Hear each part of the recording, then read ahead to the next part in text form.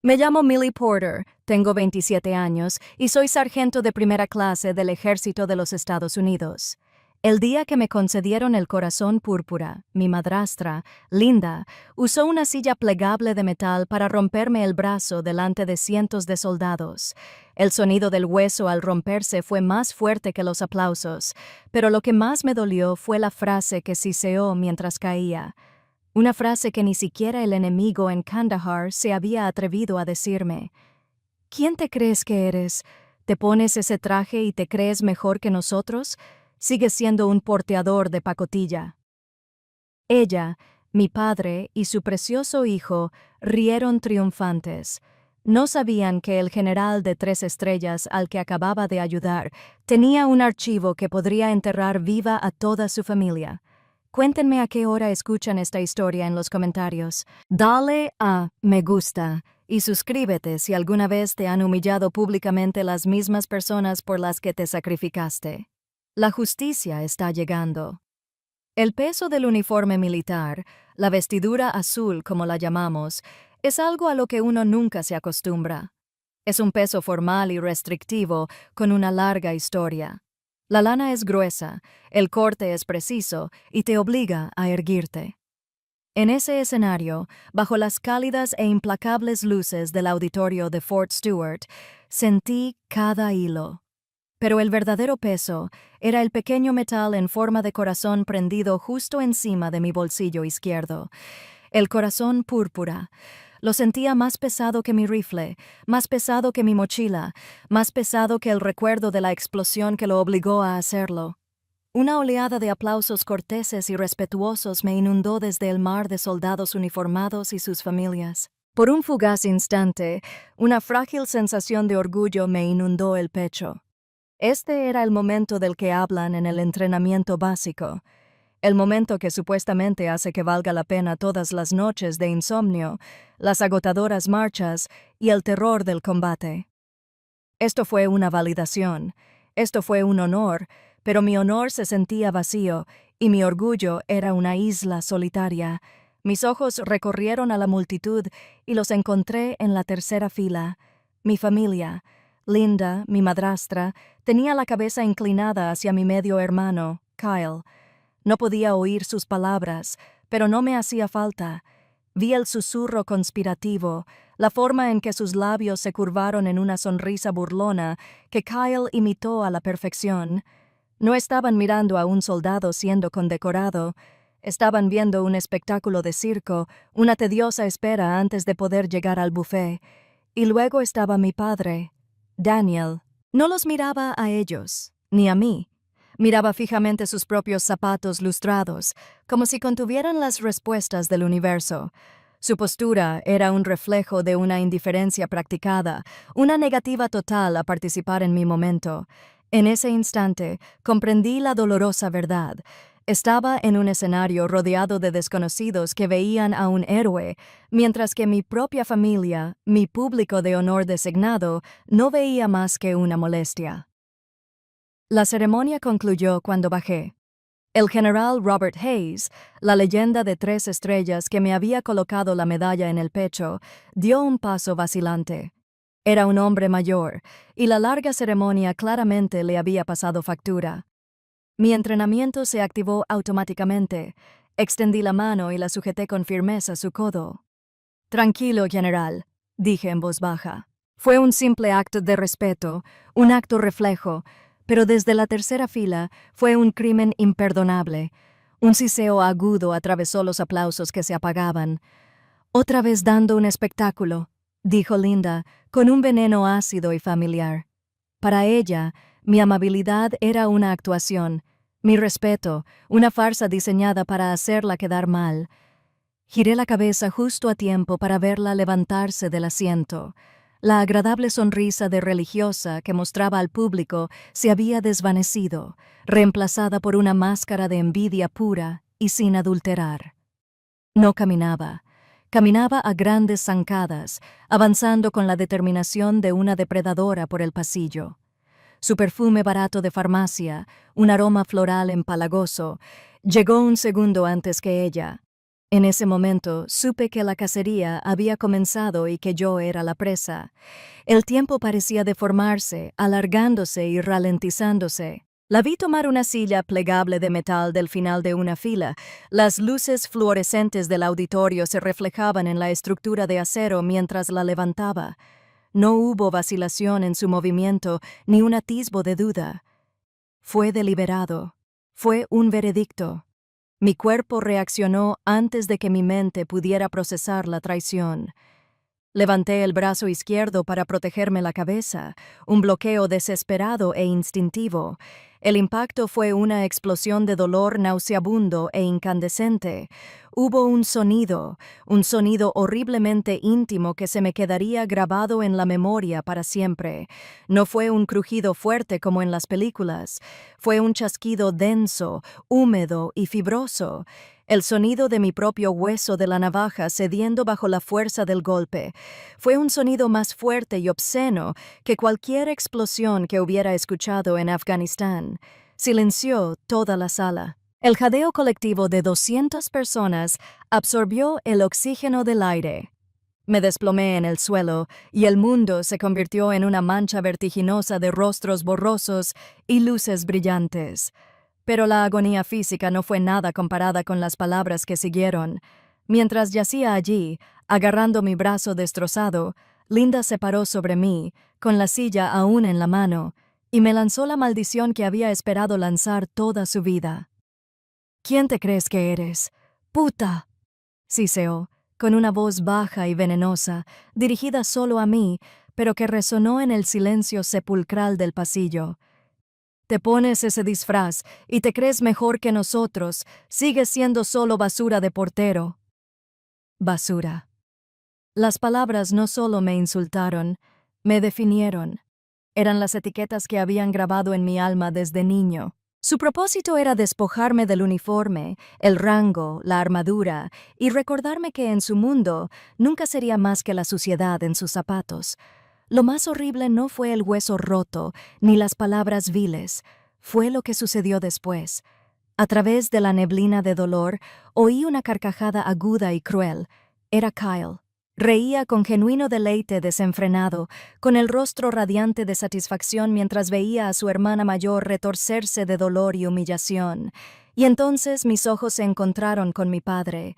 Estaba sentado, inmóvil, una estatua de cobardía con su mejor traje de domingo. No se movió para ayudarme, no gritó en protesta, ni siquiera se inmutó. Sus ojos vacíos se encontraron con los míos por una fracción de segundo antes de volver a la seguridad del suelo. No había ira, ni conmoción, ni compasión. No había nada. Y esa nada era la complicidad más cruel de todas. Su silencio no era solo una acción, fue un respaldo. Fue su silenciosa y tácita aceptación de cada palabra que Linda había dicho, de cada gramo de fuerza que había puesto en ese golpe. Su silencio me decía, sí, te lo mereces. El golpe de Linda me había roto el brazo. El silencio de mi padre me había destrozado el alma. Justo cuando la oscuridad comenzaba a ocultarse en los límites de mi visión, una sombra me envolvió. Unas manos fuertes me sujetaron suavemente del brazo sano. Era el general Hayes, con el rostro convertido en una máscara de furia fría y contenida. Me ayudó a ponerme de pie con cuidado, sin apartar la vista de la familia Porter. No les dijo ni una palabra. No hacía falta. Conmigo apoyado en él, miró más allá de ellos, hacia la entrada principal del auditorio. Levantó la barbilla en una señal apenas perceptible, pero inconfundible. Al fondo del salón, 2 policías militares que habían permanecido de pie, tranquilos, se incorporaron de inmediato. Comprendieron la orden. Empezaron a moverse. La luz áspera y estéril de la enfermería de la base era un mundo aparte del cálido resplandor del auditorio. Un joven médico. Su rostro, una máscara de calma profesional que no lograba ocultar su horror, cortaba con cuidado la manga de mi uniforme. El dolor en mi brazo era un latido sordo y punzante bajo el agudo tono de la humillación. Mi chaqueta estaba colgada del respaldo de una silla y mis ojos se posaban en ella constantemente. Prendido a la lana azul oscuro estaba el corazón morado. Noté una diminuta mancha oscura en la rica cinta morada, casi invisible, una sola mota de mi propia sangre. Esa pequeña mancha carmesí en un símbolo de honor me hizo retroceder en el tiempo, no al polvo y el caos de Kandahar, sino a otro símbolo pulido, otra clase de profanación, de vuelta a una habitación soleada en Charleston, Carolina del Sur, y al día en que mi alma se quebró mucho antes que mis huesos. De niño, mi habitación era mi santuario, y su pieza central era una larga estantería de madera que mi abuelo había construido. Esa estantería era mi identidad. Se quebró bajo el peso de mis logros. Docenas de medallas en cintas brillantes y filas de relucientes trofeos dorados de atletismo. 100 metros lisos, 200 metros planos, relevos Forcium 100. Cada una representaba cientos de horas de sudor, pulmones ardientes y el dulce sabor de la victoria. Eran la prueba de que yo, Millie Porter, era buena en algo, que yo era más que la hijastra silenciosa que intentaba no estorbar. Ese estante era el único lugar del mundo donde me sentía vista. Tenía 15 años. Llegué a casa del entrenamiento un martes por la tarde. Con la bolsa del gimnasio colgada del hombro, lo primero que noté fue el silencio. El estante estaba vacío, madera desnuda. No quedaba ni un solo trofeo, ni un solo metal. Las siluetas de polvo eran los únicos fantasmas de lo que había estado allí. Un terror frío, pesado y sofocante se instaló en mi estómago. Encontré a Linda en la sala, pintándose las uñas con naturalidad de un rosa intenso. El olor acre del quitaesmalte flotaba en el aire. No levantó la vista cuando entré. «Linda», comencé con la voz ligeramente temblorosa. «Mis trofeos se han ido». Se sopló suavemente las uñas y luego las examinó con ojo crítico. «Ah, eso», dijo con un tono completamente despectivo, como si le hubiera preguntado por unos calcetines perdidos. Solo estaba ordenando. Toda esa chatarra barata ocupaba muchísimo espacio. Cariño, Kyle necesitaba espacio para su nueva colección de cómics. ¿Chatarra? Las palabras me golpearon más fuerte que cualquier puño. Me quedé paralizado, incapaz de responder. No solo había limpiado mi habitación, había borrado mi historia. Se había llevado lo único que era mío, lo único que me había ganado, y lo había declarado inútil. Los encontré más tarde, tal como sabía que lo haría. Estaban en el gran cubo de basura verde junto a la acera, tirados junto a los pozos de café y las cajas de pizza grasientas. Los saqué uno a uno. La orgullosa figura alada sobre mi trofeo de la final estatal estaba doblada de lado, con su chapado dorado raspado y manchado de mugre. Esa tarde me senté en el césped detrás de nuestra casa, intentando devolverles la forma, llorando silenciosamente, lágrimas calientes de pura rabia e impotencia. Ese fue el día que aprendí la regla de la familia Porter. Mis logros eran desechables. La regla se reforzó 2 años después. Mi primer sueldo real del ejército llegó a mi cuenta bancaria en Fort Jackson. No era mucho, pero para mí era una fortuna. Era el primer dinero que ganaba y que era completamente mío. Tenía un plan. Iba al PEX y me compraba unas botas de cuero resistentes y hermosas que llevaba semanas deseando. Un pequeño regalo, una recompensa por sobrevivir al infierno del entrenamiento básico. Esa noche, llamé a casa para compartir la buena noticia. Mi padre contestó. En cuanto oyó mi voz, empezó a temblar fingiendo lágrimas. Era una actuación que conocía de sobra. Había tenido una mala racha en la mesa de póker. Sollozaba. Les debía dinero a unos tipos. Muchísimo dinero. No sabía qué hacer. Linda se puso al teléfono con voz dulce y preocupada, comentando que el refrigerador estaba en las últimas y que uno nuevo sería una bendición para toda la familia. El sueño de mis botas nuevas se disolvió en la estática de sus exigencias. Les envié casi todo el dinero, dejándome solo para pasta de dientes y jabón. Esperé un agradecimiento, un mensaje, algo. No llegó nada, al menos no de ellos. 2 días después, me llegó un mensaje de Kyle. Envía más la próxima vez. Esto no me alcanza para las zapatillas nuevas que quiero. Ni un hola, ni un gracias, solo una exigencia. No era ni hija ni hermana, era un cajero automático. El resentimiento de mi padre iba más allá del dinero. Daniel había soñado con ir a West Point toda su vida, pero sus notas y su actitud le habían cerrado la puerta. Mi éxito en la única institución que él veneraba era un insulto personal, un recordatorio constante de su propio fracaso. Nunca me dijo que estuviera orgulloso.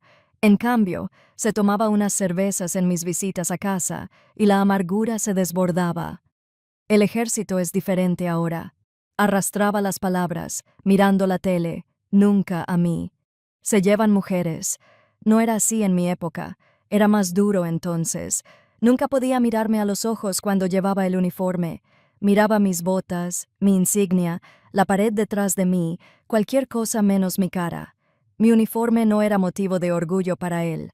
Era un espejo que reflejaba una vida que nunca tuvo. La lección definitiva sobre mi propia insignificancia llegó el día de Acción de Gracias. Estaba destinado en Fort Bragg y conseguí un permiso sorpresa de 72 horas. Estaba eufórico. Conduje 5 horas seguidas toda la noche, con energías del café de la gasolinera y la fantasía de unas vacaciones familiares de verdad. Entré por la puerta principal alrededor de las 6 p.m., con mi bolso de lona en la mano y una sonrisa cansada pero feliz. Las risas del comedor se apagaron en cuanto me vieron. Todos me miraron fijamente. Linda, Daniel, Kyle y la hermana de Linda, como si un completo desconocido acabara de entrar en su casa. Linda se recuperó primero, con una sonrisa tensa y molesta dibujada en el rostro. «Millie, madre mía, no llamaste. Menuda sorpresa», señaló vagamente hacia la mesa. «Bueno, pasa, supongo. Ya no queda nada. Ya no queda nada». 4 palabras que lo decían todo. No me habían guardado ni un plato, ni siquiera habían considerado la posibilidad. Pasé el día de Acción de Gracias comiendo solo en la cocina un sándwich frío de pavo y mayonesa, escuchando sus risas y conversaciones desde la otra habitación. Ni una sola vez me llamaron para que me uniera a ellos. No me quedé a dormir. Volví a mi Honda destartalado y conduje de vuelta a la base, con lágrimas en los ojos. Ese fue el momento en que finalmente lo acepté. Era miembro de la familia Porter solo de nombre. En todo lo que importaba, estaba completamente solo. Si alguna vez te han hecho sentir como un extraño en tu propia casa o has visto tus logros como basura, por favor, apoya esta historia dándole a me gusta y escribiendo te veo en los comentarios. Así que sé que no estoy solo. Los médicos terminaron su trabajo, mi brazo roto ahora está enyesado temporalmente. El dolor físico no era nada. Un hueso se puede enyesar. Sanará. Pero mientras estaba sentado allí, me pregunté, ¿cómo se enyesa un alma que ha sido sistemáticamente rota durante 27 años? El bullicio de la enfermería se desvaneció mientras los recuerdos de mi pasado se arremolinaban y se asentaban. A través de la puerta abierta, pude ver al general Hayes. No me miraba. Estaba de espaldas mientras hablaba en voz baja y seria a los 2 policías militares que habían escoltado a mi familia. Era una figura de autoridad serena y decidida. Estaba tomando el control por mí. Verlo me estremeció, una sensación tan extraña que apenas podía nombrarla. Era la sensación de estar defendido, un pensamiento claro y nítido como el disparo de un fusil que atravesaba la niebla del dolor y el recuerdo. Ya me arrastré de ese lodo una vez, puedo hacerlo de nuevo. Mis ojos se clavaron en la postura rígida del general, las 3 estrellas plateadas en su cuello. Pero esta vez, pensé, y una nueva y firme resolución se forjó en mis entrañas. Esta vez no estoy solo. La fuga había comenzado a los 18 años con un boleto de autobús a Columbia, Carolina del Sur, y una reserva de 10 semanas en el infierno, también conocido como Fort Jackson. El entrenamiento básico era, por diseño, un desmoronamiento sistemático del individuo. Hacía 32 dejarse de calor, una humedad sofocante y el constante rugido áspero de la voz de un sargento instructor que te destrozaba por cada defecto percibido. Eran flexiones en el barro hasta que te gritaban los brazos, marchas de 10.000 metros que te dejaban los pies ampollados y sangrando, y una profunda y persistente nostalgia con sabor a rancias. La mayoría de las chicas de mi pelotón lloraban hasta quedarse dormidas por las noches. Para mí era el paraíso. Fue la primera vez en mi vida que las reglas eran las mismas para todos. La primera vez que mi sudor y mi dolor se medían con la misma balanza que el de la persona a mi lado. A nadie le importó que fuera una hijastra. Nadie me llamó basura. Cuando el sargento instructor Reyes me gritó en la cara que era un gusano sin valor, fue el sonido más hermoso del mundo, porque les gritaba exactamente lo mismo a la chica de mi izquierda y a la de mi derecha. Éramos unos gusanos inútiles juntos. Mi esfuerzo era lo único que importaba. Cuando terminaba una carrera primero, me elogiaban. Cuando conseguía la calificación de experto en el campo de tiro, me reconocían. Aquí, yo no era Millie Porter, la decepción familiar. Era el soldado Porter, un soldado, y por primera vez eso me pareció suficiente. Pero pronto aprendí que la libertad tenía un precio, y mi familia estaba encantada de enviarme la factura. Después de terminar mi formación avanzada, las llamadas de auxilio se convirtieron en algo habitual en mi vida. Para seguir el ritmo de su interminable ciclo de deudas y deseos, busqué un segundo trabajo. Mis días entre semana pertenecían al ejército, pero mis fines de semana al soldado borracho, a un antro cerca de la base que olía a cerveza rancia y desesperación. Durante 2 años, mi vida fue un ciclo incesante y agotador. Mi turno terminaba a las 2 de la madrugada los sábados y domingos. Pasaba 1 hora a gatas limpiando derrames pegajosos y, la mayoría de las veces, el vómito de algún soldado que no toleraba el alcohol. Regresaba al cuartel a las 3 de la madrugada. Mi ropa olía a whisky barato y fritura. El despertador sonaba a las 5 cenas en para el lunes por la mañana, hora del Pacífico. Vivía en un estado permanente de fatiga profunda, con el cuerpo agotado y a pura fuerza de voluntad. Lo hacía todo solo para transferir dinero a una cuenta en Charleston, lo que siempre me seguía con una llamada de Linda, quejándose de que no era suficiente para cubrir lo que fuera que necesitaran de repente. El punto de quiebre, el momento en que un cable crucial dentro de mí finalmente se rompió, no llegó en el suelo pegajoso de un bar, sino en el polvo y el calor de Kandahar, Afganistán. Nuestro pelotón había sido emboscado durante una patrulla ese día. Fue un tiroteo caótico y aterrador que terminó con todos nosotros regresando, excepto un joven soldado llamado Miller. Había desaparecido. El ambiente en el EOB estaba cargado de dolor y conmoción. Estaba sentado en un búnker de hormigón, con el rifle sobre el regazo y las manos aún temblorosas, intentando asimilar que un chico con el que había compartido una broma esa mañana no volvería a casa. Mi teléfono satelital vibró. Era Kyle. Una oleada de alivio me invadió. Por un segundo, pensé que quizá había oído algo y me llamaba para saber cómo estaba. «Hola, Millie», dijo con una voz irritantemente alegre. «No vas a creer este lugar. Esquiar en Aspen es una locura». Me quedé allí, atónito, en silencio, con la arena y la cuadrícula de Afganistán pegadas a mi uniforme. «El complejo está bien», continuó, completamente ajeno a todo. «O sea, por el precio que pagaste, esperaba algo un poco más lujoso. Ya sabes, la densidad de hilos de estas sábanas es probablemente desastrosa». Se quejaba del lujo de un viaje de esquí, un viaje en el que usaba la paga de combate que yo ganaba en un lugar donde la gente intentaba matarme. No me preguntó si estaba bien, no me preguntó si estaba a salvo. Ni siquiera parecía darse cuenta de dónde estaba. En ese momento, rodeada por la posibilidad real de la muerte, escuchando sus quejas insignificantes y triviales, algo dentro de mí simplemente murió. La hija esperanzada, la hermosa hermana, se desangró allí mismo, en el suelo polvoriento de aquel búnker. Después de eso, seguí enviando dinero, pero ya no era un acto de amor ni de deber. Era un impuesto, una cuota que pagaba para mantenerlos alejados de mi vida lo más posible. Cada pago era otro sacrificio invisible, otra parte de mi vida que tenía que separar y regalar. Había ahorrado durante meses para comprar una Ford F-150 usada, una hermosa camioneta destartalada que soñaba tener desde los 16 años. Encontré la perfecta.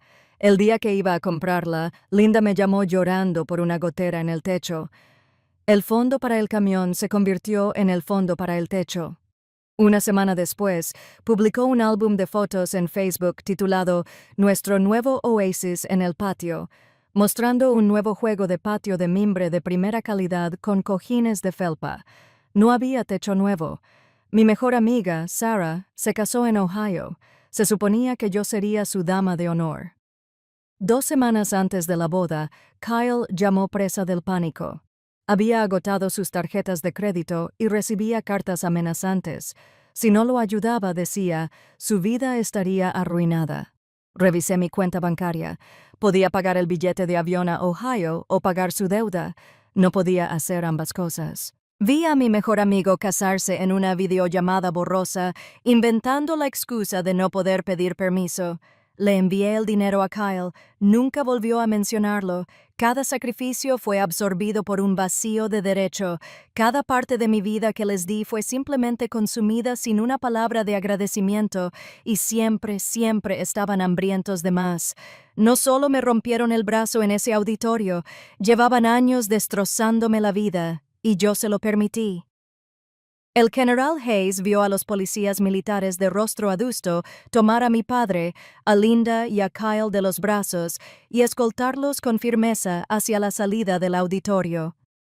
Los vio marchar con una expresión dura como el granito. Solo cuando los perdió de vista volvió a centrar su atención en mí. El auditorio era un caos de susurros frenéticos y rostros conmocionados, pero el general estaba completamente concentrado en mí. Sin decir palabra, se quitó de los hombros su pesada chaqueta formal de primera clase. Fue un acto de bondad tan inesperado que me dejó en silencio. Me la colocó con cuidado sobre los hombros. Me envolvió, oliendo a almidón limpio, cuero viejo y algo más que no pude identificar. A autoridad. Era demasiado grande. Las mangas me colgaban por debajo de las manos, pero era lo más cálido y seguro que había sentido en toda mi vida. «Vamos, sargento», dijo, con una voz grave y firme que atravesó el caos. No era una sugerencia, era una orden suave. «¿Necesita un café caliente?» Me alejó de las miradas indiscretas por un tranquilo pasillo alfombrado hasta su oficina. La placa de la puerta decía, Teniente General Robert Hayes. Sentí una nueva oleada de intimidación. Había pasado toda mi carrera intentando ser invisible para los hombres con estrellas en los hombros. Que un superior me gritara era normal. Ser atendido por alguien se sentía fundamentalmente mal, como una violación del orden natural. Su oficina era exactamente como la había imaginado. Un gran escritorio de caoba oscura se alzaba frente a una pared de banderas, silenciosas y orgullosas en sus bases doradas. Las paredes estaban cubiertas de honores militares, con decoraciones y fotografías de hombres de rostro severo, estrechando la mano de presidentes y dignatarios extranjeros. Era una sala que irradiaba poder e historia. Me sentí pequeño y fuera de lugar, un pedazo de basura sucia que habían arrastrado a un museo. Me quedé de pie junto a la puerta, incómodo, aferrado a la chaqueta que me quedaba grande. El general Hayes no se sentó detrás de su escritorio. Se acercó a una mesita auxiliar donde había una máquina de curing. Sacó 2 tazas de cerámica limpias y pesadas de un armario. «Crema, azúcar», me pidió, de espaldas a mí. «Solo está bien, señor», murmuré, con la voz apenas un susurro. No me presionó sobre lo sucedido. No me preguntó si estaba bien. No dijo ni una palabra de mi familia. Simplemente preparó el café, el silencio y el gorgoteo de la máquina, los únicos sonidos en la habitación. Trajo una de las tazas, sosteniéndola con ambas manos, y me la ofreció. La tomé con la mano sana, mientras el calor de la cerámica se filtraba en mis dedos fríos. Me indicó que me sentara en uno de los sillones de cuero frente a su escritorio mientras él tomaba el otro. Se inclinó hacia adelante, con los codos sobre las rodillas, sosteniendo su propia taza. Durante un largo instante, me miró fijamente, pensativo. Me preparé para las preguntas, para el informe que tendría que presentar, para la pesadilla burocrática oficial que estaba a punto de comenzar. En cambio, me hizo una simple pregunta que lo cambió todo. «En Kandahar», dijo con voz tranquila pero clara. «¿Con qué unidad estabas?» La pregunta fue como una llave que abrió una puerta dentro de mí que ni siquiera sabía que existía. Evitó el brazo roto, la humillación, el drama familiar. Fue directo a la esencia de mi ser. No le preguntaba a la víctima, le preguntaba al soldado. Y el soldado respondió. Las palabras brotaron de mí, no en un torrente de lágrimas y emoción, sino con el lenguaje claro y conciso de un informe de misión. Le dije que estaba con la 3ª División de Infantería, asignado a una base de operaciones avanzada cerca del río Arghandab. Le hablé de las largas y agotadoras patrullas bajo el implacable sol afgano, la tensión constante, el peso del chaleco antibalas. Le hablé de mis compañeros, del humor negro que usábamos para mantener la cordura, de los lazos forjados por el miedo compartido y la confianza absoluta. Hablé del tiroteo que me valió la medalla, del zumbido en los oídos, del sabor a polvo y cordita en la boca, del coraje del médico que me salvó la vida. El General Hayes escuchó. No interrumpió. No dijo ni una sola frase. Simplemente escuchó, sin apartar la mirada de mi rostro. Asentía lentamente y de vez en cuando me hacía una pregunta aguda y perspicaz. ¿Cuál fue su TOE en esa patrulla? ¿Usaba el 7? ¿Los 62 o los 556 de Overwatch? Conocía el idioma. Entendía el mundo. Por primera vez en mi vida, hablaba con alguien de la generación de mi familia que no me veía como un fracaso, una decepción, ni un sueldo, sino como un profesional, como un igual. Veía a un sargento de primera clase. Cuando finalmente me quedé sin palabras, el silencio regresó, pero esta vez fue cómodo, lleno de una profunda y completa comprensión. Tomó un sorbo lento de café y luego dejó la taza en la mesa junto a él. Me miró fijamente a los ojos, con una mirada de acero. «Sargento Porter», comenzó, y la formalidad de mi rango en su voz fue un bálsamo para mi alma. «Por lo que pasaste allí, este país tiene contigo una deuda que jamás podrá ser pagada. Todos la tenemos». Hizo una pausa, dejando que las palabras se asimilaran. Luego su expresión se endureció. «En cuanto a lo que acaba de pasar en esa sala», continuó, bajando la voz hasta convertirse en un gruñido bajo y furioso. «Eso no es familia. Es una vergüenza para el uniforme que llevas puesto, una vergüenza para todos los soldados en esa sala, y no lo permitiré». Sus palabras me impactaron con la fuerza de un golpe físico, pero fue un golpe que sanó, no dañó. No solo me ofrecía consuelo, me daba un veredicto, me daba validez. En 2 frases, me quitó el peso sofocante de la vergüenza que Linda había depositado sobre mí con tanta maestría, y en su lugar, restauró mi honor. Sentí que se me llenaban los ojos de lágrimas, pero por primera vez desde que tengo memoria, no eran lágrimas de dolor ni de rabia, eran lágrimas de gratitud. Nos sentamos unos minutos más en silencio. Cuando por fin me recompuse, se puso de pie. «Vamos, sargento, vamos a que lo examinen bien». Al salir del tranquilo santuario de su oficina, las vi.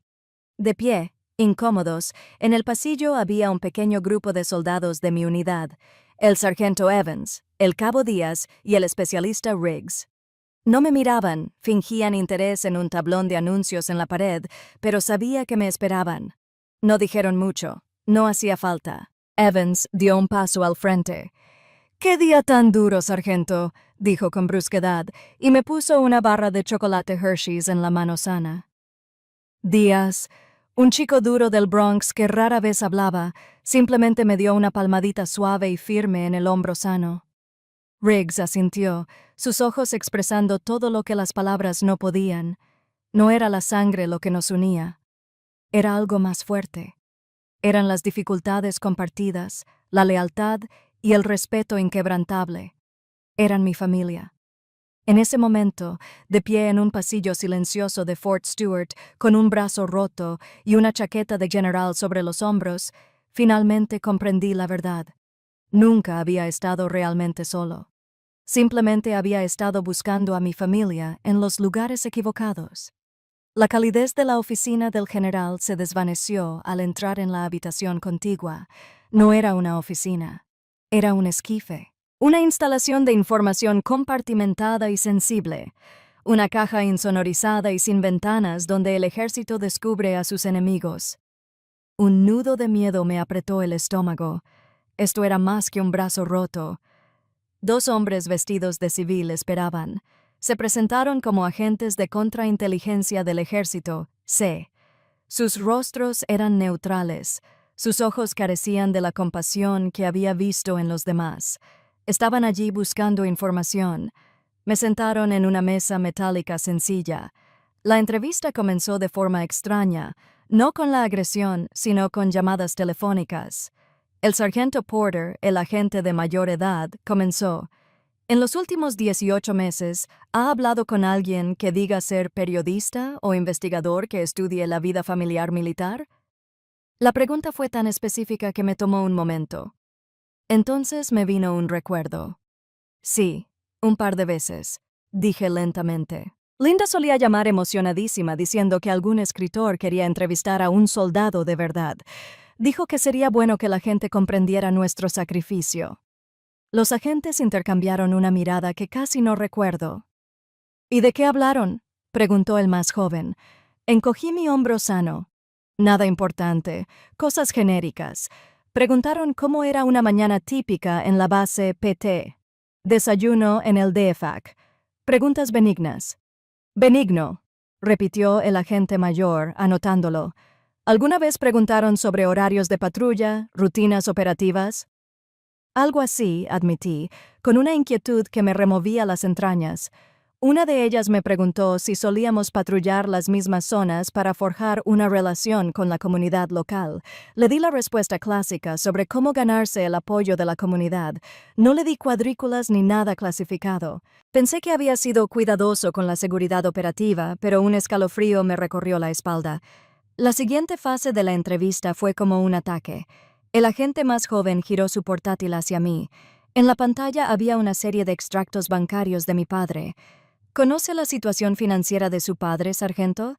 Solo que siempre pierde dinero jugando, dije. El agente trazó una línea en la pantalla. El 12 de mayo del año pasado se hizo un depósito de $20,000 en esta cuenta. ¿Puedes explicarlo? Me quedé mirando el número $20,000. Unas semanas después, Linda se compró una camioneta nueva. Me dijeron que Daniel tuvo mucha suerte con los billetes de raspadito. Me vino a la mente el recuerdo de él presumiendo por teléfono de cómo su barco finalmente había llegado. No, susurré, con la boca repentinamente seca. El agente bajó la página. Otro depósito, $30,000, 7 de octubre. Se me heló la sangre. Sabía esa fecha. El 7 de octubre fue el día en que el sargento Peterson y el cabo Jensen fueron asesinados por un artefacto explosivo improvisado durante una patrulla de rutina.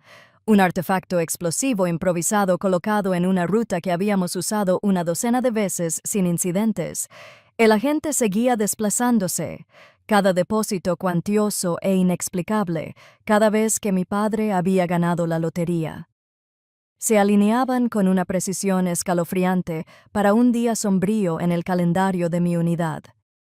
Un ataque, una baja, una tragedia, los nuevos muebles de patio, las compras compulsivas, el viaje a esquiar a Aspen. Todo estaba allí. Una cronología de avaricia pagada con sangre. Una oleada de náuseas me invadió. No era casualidad, era un patrón. Entonces llegó la pieza final. Me mostraron los registros de chat de un foro de videojuegos. Kyle frecuentaba las páginas de sus conversaciones en línea bajo el nombre de usuario Golden Boy 43. Presumía con sus amigos en línea, gente a la que solo conocía por sus nombres de usuario, de su hermana mayor, la sargento del ejército. Publicó fotos que había enviado a casa de mis compañeros y yo frente a nuestra aplicación de MR, fotos tomadas dentro del alambrado. Habló de mi horario de vacaciones cuando volaría a casa para la RNR. Incluso mencionó los nombres de los chicos de mi pelotón, quejándose de lo duro que era uno de ellos, el sargento Davis. La información eran detalles triviales y de paz. Pero los agentes le explicaron a un analista enemigo que estos fragmentos eran oro. Una foto del interior de la base podía revelar vulnerabilidades en el diseño. Un calendario de permisos podía indicar con precisión los horarios de rotación de tropas. Un nombre podía ser objeto de referencias cruzadas. Un soldado en la mira. No eran simples mensajes estúpidos, eran filtraciones de inteligencia entregadas con una sonrisa arrogante. Me quedé allí sentado en la habitación estéril, las pruebas que tenía ante mí, las preguntas inocentes de los investigadores, las ganancias inesperadas tras la tragedia, la jactancia estúpida de mi medio hermano. No fueron una serie de eventos aislados, fue una red, una conspiración, mi familia. Durante años pensé que su crueldad era algo simple y desagradable, una mezcla de celos y resentimiento. Pero esto era algo más, una traición calculada y monstruosa.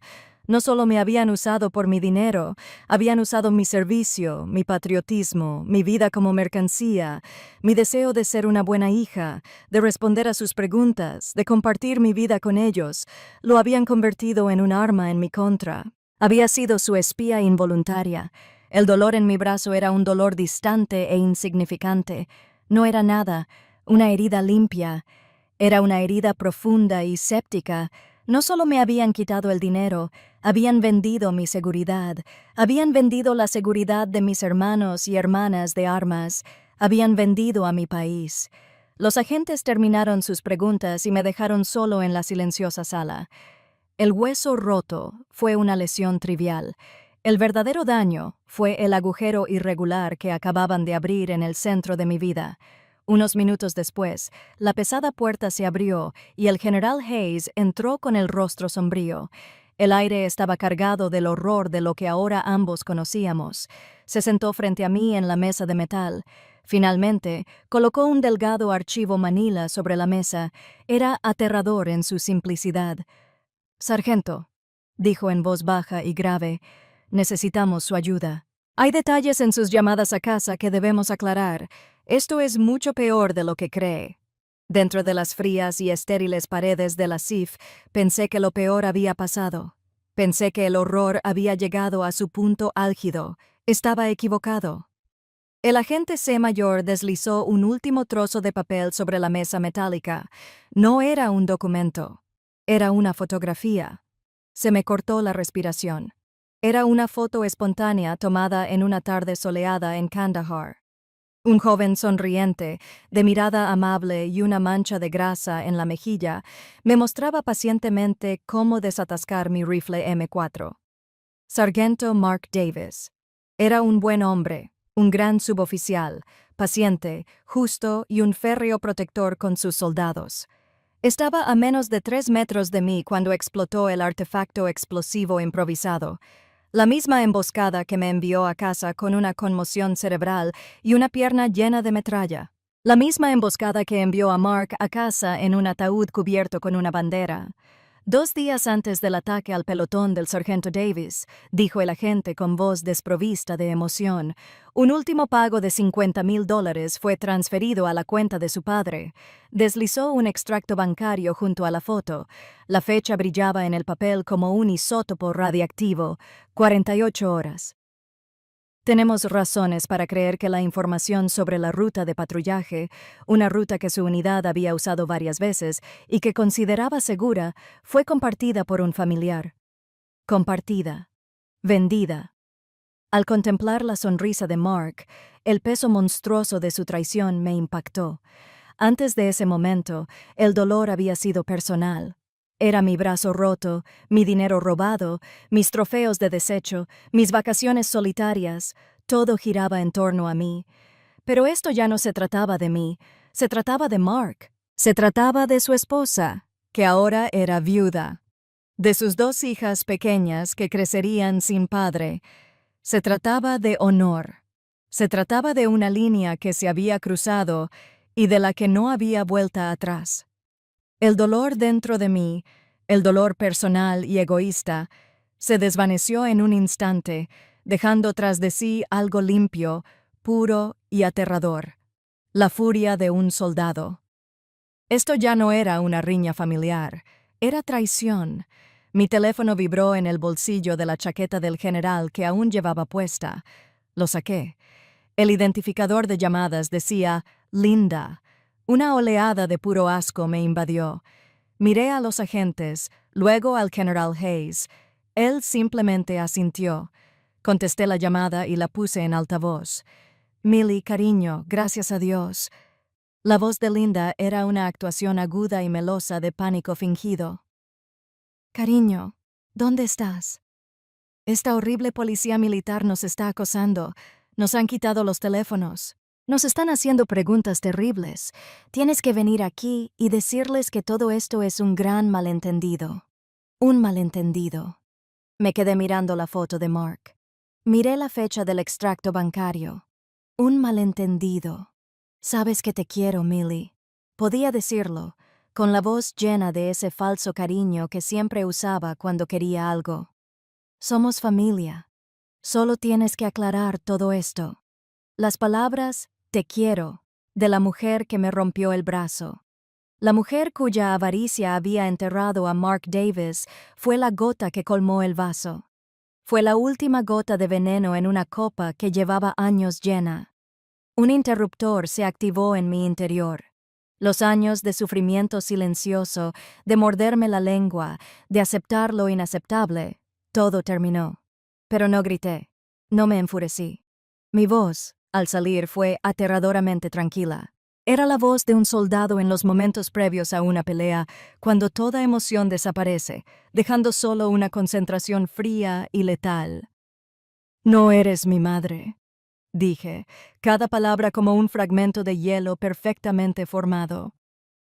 La línea se quedó en silencio. Pude oír su brusca y sorprendida inhalación.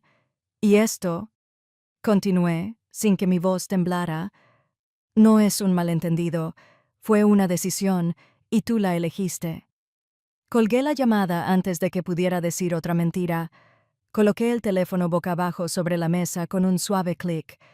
El sonido resonó con la irrevocabilidad de lo que acababa de hacer. Había cortado el último hilo podrido que me conectaba con ellos. Esa noche no pude quedarme en el cuartel temporal que me habían asignado. Regresé al cuartel de mi pelotón, de vuelta a mi habitación. Era pequeña, espartana, y era mía. Me paré frente al pequeño espejo de metal pulido del baño. Mi brazo, un peso pesado y palpitante en el yeso, me miré en el reflejo. Mi rostro estaba pálido, exhausto, magullado por dentro. Pero mis ojos eran diferentes. La familiar mirada de resignación cansada había desaparecido. En su lugar, ardía un fuego. Me miré a los ojos y empecé a recordar cada concesión, cada rendición silenciosa. Vi a la chica sacando sus trofeos abollados de un cubo de basura. Vi al joven soldado comiendo un sándwich solo en una cocina el día de Acción de Gracias. Vi a la mujer en un búnker en Afganistán con el corazón roto mientras su hermano se quejaba de la densidad de sus sábanas. Cada vez que había elegido el silencio, donde lo había dejado ir, donde me había dicho a mí misma que era más fácil no luchar, me acercaba más, mi frente casi rozando el frío metal. Le hice una promesa a la mujer cansada y llena de cicatrices que me devolvía la mirada. «Nunca más», susurré, mi voz. «Ya no guardarás silencio, no te harás pequeño, no lo dejarás pasar». Esta vez no por Mark, ni por Peterson y Jensen, ni por cada soldado cuya vida arriesgaron. «¿Y por ti? ¿Me oyes?» por ti. Si alguna vez has llegado a un punto en el que, en lo más profundo de tu ser, supiste que no podías callar ni un segundo más, dale a me gusta. Y en los comentarios, escribe nunca más. Hagamos un coro para todos los que alguna vez han encontrado su voz. A la mañana siguiente, me desperté antes de que sonara el despertador. La rabia se había ido. El asco se había ido. Solo quedaba un único y claro propósito. Me puse un uniforme nuevo, con movimientos precisos y eficientes. Caminé hasta la oficina del General Hayes. Su ayudante me hizo pasar de inmediato. Estaba de pie junto a la ventana, pero se giró al entrar. No esperé a que hablara. Caminé hacia el centro de la habitación y me puse firme. Mi brazo sano estaba extendido a mi lado. Mi rostro era una máscara de pura concentración militar. La víctima destrozada y confundida había desaparecido. «General, señor», dije, con una voz de acero, «he sido su víctima durante 27 años. Quiero ser el testigo que los encarcele». Una sonrisa lenta y sombría se dibujó en las comisuras de sus labios. Me miró, no con la compasión que me había mostrado ayer, sino con el profundo e inquebrantable respeto de un comandante que mira a uno de los suyos. «Bienvenido de nuevo, sargento». Mi declaración en la oficina del General Hayes fue un punto de inflexión. Había cruzado la línea y no había vuelta atrás. El general me condujo desde su oficina, no a otra sala de interrogatorios estéril, sino al centro de operaciones tácticas de la base. Era un lugar que solo había visto en películas de espías, una habitación cavernosa y tenuemente iluminada, donde el aire vibraba con la energía serena de los asuntos serios. Una pared era un mosaico de pantallas brillantes que mostraban mapas, flujos de datos y comunicaciones cifradas. Oficiales de inteligencia y analistas estaban sentados en sus puestos, con el rostro iluminado por la luz azul de sus monitores, hablando en voz baja y entrecortada. Este era el centro neurálgico de la base. Era una sala de guerra. El General Hayes estaba de pie junto a una gran mesa central de información. Él, los dos agentes C y una mujer de aspecto severo con uniforme de los Jaguars me esperaban. «Sargento Porter», comenzó el general, con su voz resonando levemente en la amplia sala. «Bienvenidos a la fase de planificación», señaló a los rostros alrededor de la mesa. «Tienen la atención plena de este comando. Ahora, manos a la obra». Expuso la estrategia tan audaz como brillante. No iban a arrestar discretamente a los porteadores y dejar que el caso desapareciera en el laberinto de la justicia militar. Sería demasiado fácil, demasiado privado. La justicia, explicó, debía ser tan pública como el crimen. «Intentaron despojarlo de su honor frente a sus colegas, sargento», dijo, mirándome fijamente con una mirada fría. «Es justo que pierdan la suya en el mismo lugar, frente al mismo público». El plan estaba establecido. Reanudarían la ceremonia de premios, convertirían el escenario de mi humillación en el escenario de su destrucción. Querían hacer de ti un espectáculo público. Concluyó con una sonrisa sombría. Les daremos un espectáculo inolvidable.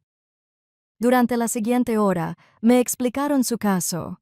No era un expediente vacío de sospechas, era una montaña de pruebas irrefutables. El agente de AC me entregó una carpeta gruesa y pesada. La portada simplemente decía «Expediente Porter D. Al». La abrí y me quedé sin aliento.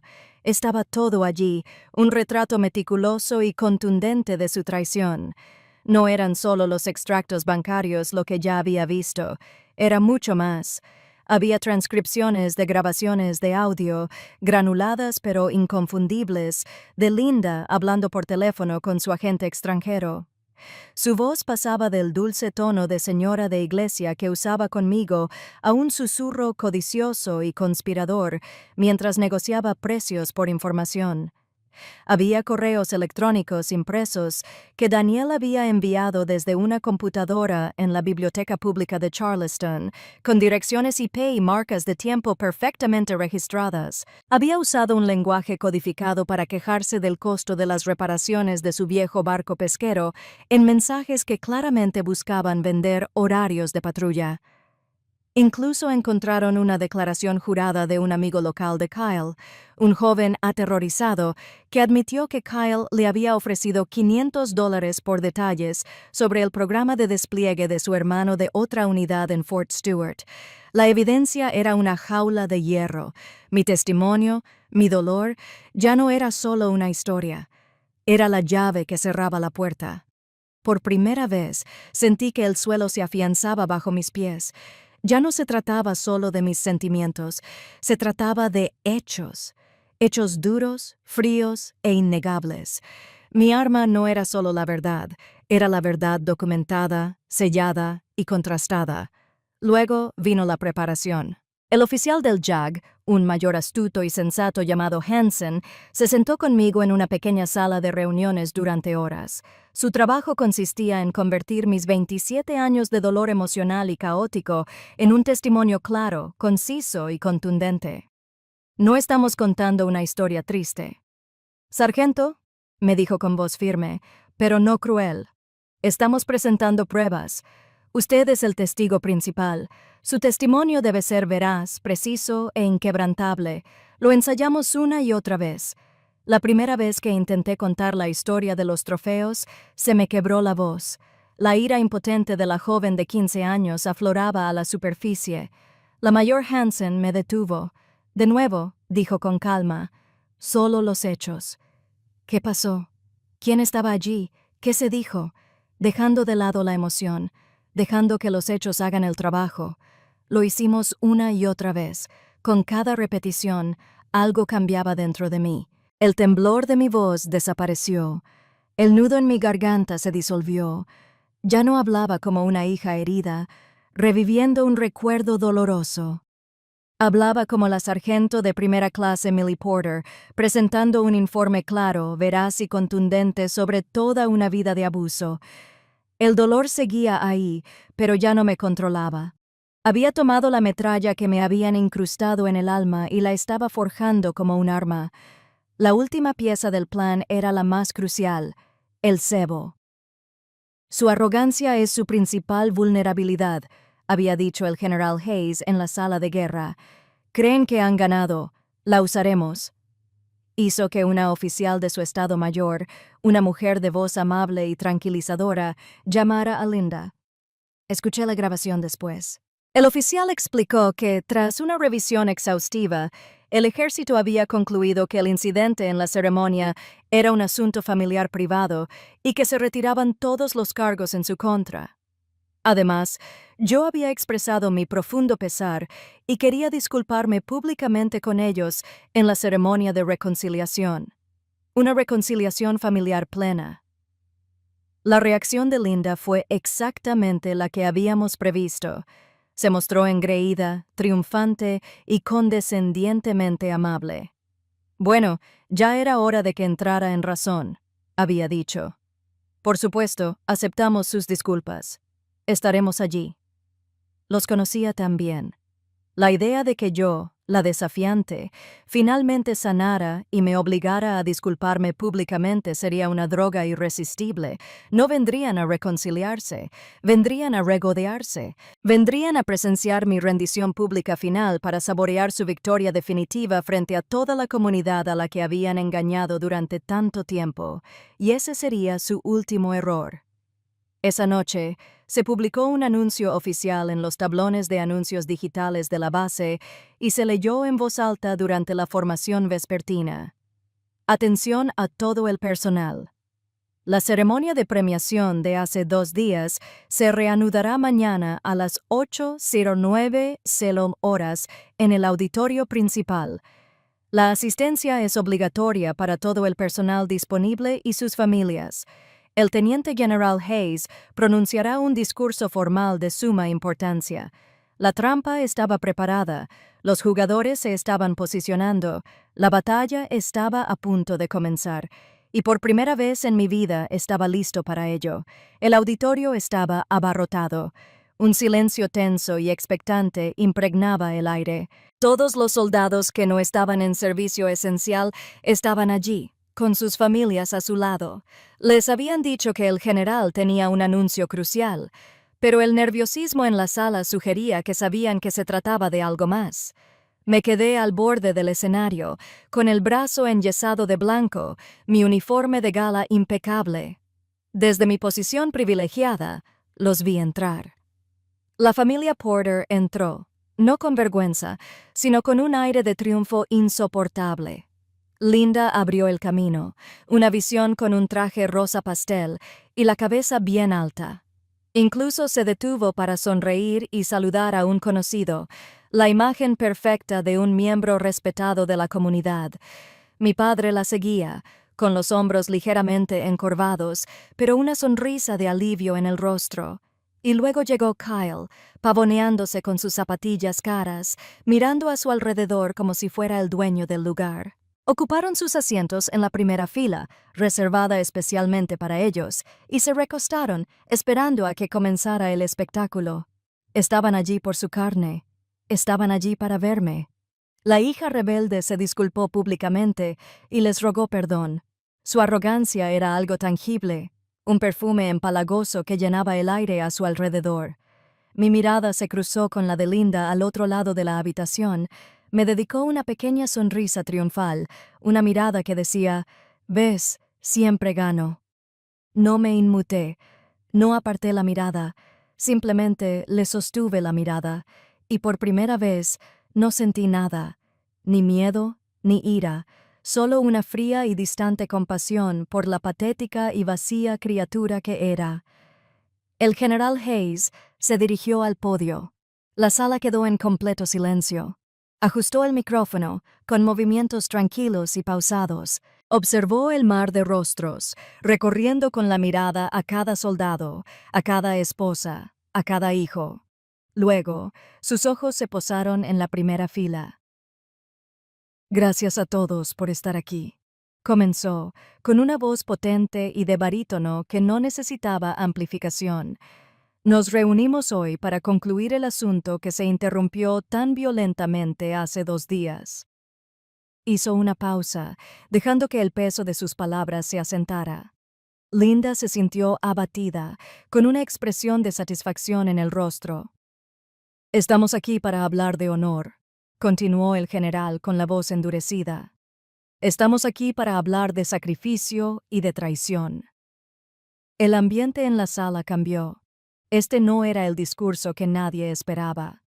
«Hace 2 días», bramó, con la voz cargada de furia fría. «En esta misma sala presenciamos un acto cobarde y vergonzoso de agresión contra un soldado estadounidense condecorado. Pero estoy aquí hoy para decirles que lo que vieron fue solo la punta de un iceberg traicionero, la parte visible de una profunda y repugnante podredumbre de traición». Una exclamación colectiva recorrió al público. En la enorme pantalla detrás del general, que había estado apagada hasta entonces, una imagen cobró vida. Era un extracto bancario. El nombre de Daniel Porter era claramente visible en la parte superior, junto con un depósito destacado de $20,000. El rostro de mi padre se desvaneció, palideciendo como si le hubieran quitado un tapón. La sonrisa de Linda se congeló y luego se desvaneció. El espectáculo había comenzado. Uno a uno, el general expuso el caso. Cada prueba era un duro golpe contra sus mentiras. «Esto es la avaricia», declaró mientras la siguiente diapositiva mostraba otro depósito. «Este de $50,000. El siguiente clic trajo un archivo de sonido. La voz de Linda llenó el auditorio, dulce y melosa, captada desde una intervención telefónica. «Claro, puedo preguntarle sobre los horarios de patrullaje». Su voz grabada ronroneó a un hombre no identificado. Le cuenta todo a su querida madre. La verdadera Linda se puso de pie de golpe, con el rostro incrédulo. «Esa no soy yo». Eso es falso. Este es el engaño, dijo el general, su voz sobrepasando sus protestas. ¡Clic! La pantalla se llenó con los estúpidos registros de chat de Kyle, su personaje de Chico Dorado 843, presumiendo ante el mundo. Mi hermana está en la tercera división. Sí, está en Kandahar ahora mismo. Es una auténtica pasada. Esta es la estupidez que cuesta vidas, declaró el general, con la voz llena de desprecio. Kyle se encogió en su asiento, con el rostro desencajado como el de un niño. Entonces, el golpe final, devastador. La pantalla cambió para mostrar 3 retratos formales y sonrientes, 3 soldados con sus uniformes de gala, el sargento Mark Davis, el sargento Peterson, el cabo Jensen, y esto. La voz del general se convirtió en un rugido gutural que estremeció los cimientos de la sala. Este es el precio. Dejó que sus rostros permanecieran en silencio durante un largo y pesado instante. Estos soldados, bramó, señalando con un dedo tembloroso y furioso directamente a la primera fila. No murieron a manos de un enemigo extranjero, murieron por la codicia cobarde e insaciable de los traidores que ahora mismo se sientan entre nosotros. Todas las cabezas en la sala, cientos de pares de ojos, se giraron para mirar a la familia Porter. Las miradas ya no eran curiosas, estaban llenas de un odio ardiente y unificado. Fue entonces cuando se rompió el dique. Es una mentira. Es una trampa. Nos está incriminando. Linda empezó a gritar, un grito estridente e histérico. Daniel intentaba hablar, pero solo balbuceaba algo incoherente y lleno de pánico. Kyle sollozaba abiertamente. Gruesas lágrimas rodaban por sus mejillas, coreando. No lo sabía. No lo sabía. Pero ya era demasiado tarde. Su juicio no provenía del general, sino de sus compañeros. Desde el fondo del auditorio, una mujer con un sencillo vestido negro se puso de pie. Era Maria Davis, la viuda de Mark. Su rostro estaba pálido, sus ojos ardían con un dolor tan profundo que resultaba aterrador. ¡Asesinos!, gritó, con la voz quebrada por el dolor y la rabia. ¡Mataron a mi esposo! ¡Lo mataron! Su grito rompió el último atisbo de orden. A la hora Q, las puertas laterales del auditorio se abrieron de golpe y entraron una docena de policías militares. Moviéndose con una eficacia sombría y practicada, formaron un cordón, separando la primera fila del resto de la multitud enfurecida. 2 policías avanzaron hacia Linda, quien seguía gritando sobre conspiraciones. Cuando la agarraron de los brazos para esposarla, ella intentó zafarse, tropezando hacia atrás. Su talón se enganchó en la pata de una silla. Cayó al suelo con fuerza. Se oyó un suave crujido. El collar de perlas falsas y barato que siempre llevaba, su patético símbolo de clase, se rompió. Las cuentas de plástico se esparcieron por el suelo pulido del escenario, rodando y deslizándose en todas direcciones como un centenar de pequeñas mentiras piadosas. Me quedé allí observándolo todo. Los vi esposar a mi madrastra que chillaba, a mi padre que balbuceaba y a mi hermano que gemía. Los vi alejarse, pasando por las miradas de los soldados a los que habían traicionado, por el dolor crudo de la viuda que habían creado. Observé la dinastía de mis abusadores, mi propio reinado de terror, y no con un estallido, sino con el patético tintineo de perlas falsas sobre un suelo frío y duro. El caos del auditorio se desvaneció en un silencio resonante. Los parlamentarios se habían ido, la multitud se había dispersado, y yo me quedé de pie en el escenario. Mis ojos estaban fijos en el suelo, donde las cuentas de plástico baratas del collar de Linda yacían esparcidas como dientes caídos. Esperaba sentir una oleada de triunfo, una ola de reivindicación. En cambio, solo había un extraño silencio y vacío. La batalla había terminado, pensé, mirando las patéticas perlas falsas. El enemigo estaba derrotado. Ahora venía lo difícil, limpiar el campo de batalla dentro de mi alma. En los días siguientes, la historia de la familia Trader Porter causó revuelo en las noticias locales de Charleston y en toda la comunidad militar. Mi nombre sonaba en todas partes, aclamado como un héroe. pero los elogios parecían distantes, como si se tratara de otra persona. En la soledad de mi habitación en el cuartel, no sentía ninguna gloria. Solo sentía el peso aplastante del agotamiento. La furia ardiente que me había alimentado se había extinguido. En su lugar, una profunda y antigua tristeza se instaló en mis huesos. No estaba de luto por la pérdida de mi familia. Estaba de luto por no haber tenido nunca una.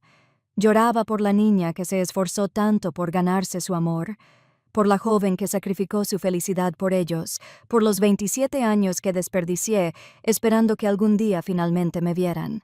Esa noche, sola en mi habitación, me permití llorar. Ya no eran las lágrimas ardientes y furiosas de antes. Era un llanto silencioso y constante, una liberación de la presión que había estado acumulando toda mi vida. Ya no lloraba porque me doliera. Lloraba para purificarme, para alejar toda una vida de falsas esperanzas y finalmente dejarlas ir. Una semana después, llegó una carta con matasellos de una prisión federal. La letra era la descuidada de mi padre. Mis manos estaban firmes al abrirla. Una pequeña parte ingenua de mí pensó que podría ser la solución. La disculpa, el momento de rendir cuentas. Me equivoqué. La carta tenía 4 páginas de excusas patéticas y autocompasivas. Nunca dijo, lo siento. Culpó a la ambición de Linda. Culpó a la estupidez de Kyle. Culpó a su propia mala suerte. Se presentó como una víctima atrapada en una conspiración que no entendía. La carta terminaba con lo único que realmente era capaz de hacer, una petición. Me suplicaba que usara mi nueva influencia con el general, que les dijera que lo habían manipulado, que consiguiera que le redujeran la condena. Leí la carta 2 veces. La primera vez, un destello de la vieja ira se avivó. La segunda, solo sentí una profunda y cansada compasión por este hombre débil que jamás asumiría la responsabilidad de su vida. Esa noche, me senté en mi escritorio y le respondí con una carta. No me guardé nada. Escribí sobre los trofeos en la papelera. Escribí sobre la solitaria cena de Acción de Gracias. Escribí sobre la llamada de Aspen. Escribí sobre la mirada vacía en su rostro en el auditorio. Vertí en las páginas 27 años de dolor enterrado. Cuando terminé, me dolió la mano. Leí la carta una vez, la doblé con cuidado y salí a la fresca noche de Georgia. Saqué mi cipo, el mismo que había llevado en Afganistán, y le prendí fuego. Vi cómo el papel se curvaba y ennegrecía, y mis palabras se convertían en cenizas y humo antes de elevarse hacia el cielo estrellado. No necesitaba que él la leyera. No necesitaba que lo entendiera. Solo necesitaba decirlo. Quemarlo fue mi propio cierre privado. Estaba liberando las palabras, y con ellas lo estaba liberando a él. La despedida final fue la más difícil. Un abogado de JAG me informó que necesitaba identificar algunos objetos personales para el expediente. Era una formalidad que implicaba una última visita. Conocí a Kyle en la sala de visitas estéril del Centro de Detención Federal. La arrogancia y la fanfarronería habían desaparecido. Estaba delgado y pálido, con los ojos abiertos de terror. Llevaba un mono naranja que le caía de su huesuda figura. Ya no era el niño mimado, solo era un niño asustado. Empezó a llorar en cuanto me vio. Millie, lo siento mucho. Sollozó a través del biombo de plexiglas. No sabía qué hacían. Juro que fui una estúpida. Por favor, tienes que perdonarme. Miré al chico que había sido el centro de su universo. El chico por quien había hecho todos mis sacrificios. La ira se había ido. El resentimiento se había desvanecido. Levanté el auricular. Te perdono, Kyle, dije con voz serena. El alivio se reflejó en su rostro. Pero quiero que quede claro, continué. No te perdono por ti, te perdono por mí. Dejo ir la ira porque me niego a cargar con ella ni un segundo más. Te perdono para poder seguir adelante. Pero no te equivoques, nunca olvidaré lo que hiciste. Adiós, Kyle. Volví a colocar el auricular en su sitio, me levanté y salí sin mirar atrás. Esa fue la última vez que vi a un miembro de mi familia de sangre. Unos días después, El General Hayes me invitó a dar un paseo. Recorrimos los senderos impecables de la base. El coraje no consiste en no tener cicatrices, sargento, dijo, con la mirada fija en el horizonte. El coraje es saber que esas cicatrices no te definen. Son solo un mapa que muestra dónde has estado, no a dónde vas. Se detuvo y se volvió hacia mí. He estado pensando. Estamos iniciando un nuevo programa de mentoría para reclutas jóvenes. Muchas están pasando por momentos difíciles. Necesitan una guía. Alguien fuerte que haya pasado por momentos difíciles y haya salido fortalecido. Me miró con una sonrisa sincera en los ojos. Creo que serías la persona perfecta para dirigirlo. Y así lo vi. Un nuevo camino hacia adelante. Un nuevo propósito. Mi viaje no terminó con la destrucción de mi antigua familia. Fue solo el comienzo. Tenía una nueva misión, construir un nuevo legado de fortaleza y apoyo para asegurarme de que ningún otro soldado tuviera que librar sus batallas completamente solo. El tribunal militar fue rápido y decisivo. La montaña de pruebas presentada por la fiscalía fue tan abrumadora que la condena era inevitable. Linda, Daniel y Kyle Porter fueron declarados culpables de conspiración, espionaje y traición. El juez, un coronel de rostro severo que los había observado con manifiesto desprecio durante todo el juicio, dictó sentencias que les aseguraron pasar la mayor parte de sus vidas entre rejas. El apellido Porter, antaño motivo de falso orgullo de la clase media de Charleston, se convirtió en sinónimo de traidor. La ley había cumplido su función. Se había impartido justicia en el frío sentido procesal. Pero en el fondo de mi alma sabía que mi verdadera justicia, mi verdadera sanación, no se encontraría en un tribunal. Tenía que construirse pieza por pieza sobre las ruinas de la vida que casi habían destruido. 6 meses después del juicio, me encontraba en un escenario diferente. Era un pequeño auditorio en Fort Jackson, el mismo lugar donde había comenzado mi propio viaje. Pero esta vez no era un soldado asustado y solitario, era un sargento de primera clase, y mi público era una sala llena de jóvenes reclutas. Sus rostros eran una mezcla de bravuconería, emoción y el mismo miedo profundo que recordaba tan bien. El programa de mentoría del General Hayes se había convertido en mi nueva misión. No me presenté ante ellos como un héroe o una celebridad, les hablé como un sobreviviente. Les conté mi historia, no los detalles escabrosos del juicio, sino las verdades silenciosas y dolorosas de mi infancia. Hablé sobre la lucha solitaria por la autoestima, sobre el peligro de dejar que otros te definan y sobre la importancia crucial de establecer límites incluso con quienes se supone que más te quieren. Admiro a una escritora e investigadora, la doctora Brené Brown. Se lo conté con voz firme y clara. Tiene una cita que llevo conmigo todos los días. Ella dice: «Solo cuando seamos lo suficientemente valientes para explorar la oscuridad, descubriremos el poder infinito de nuestra luz». Observé sus rostros jóvenes y esperanzados.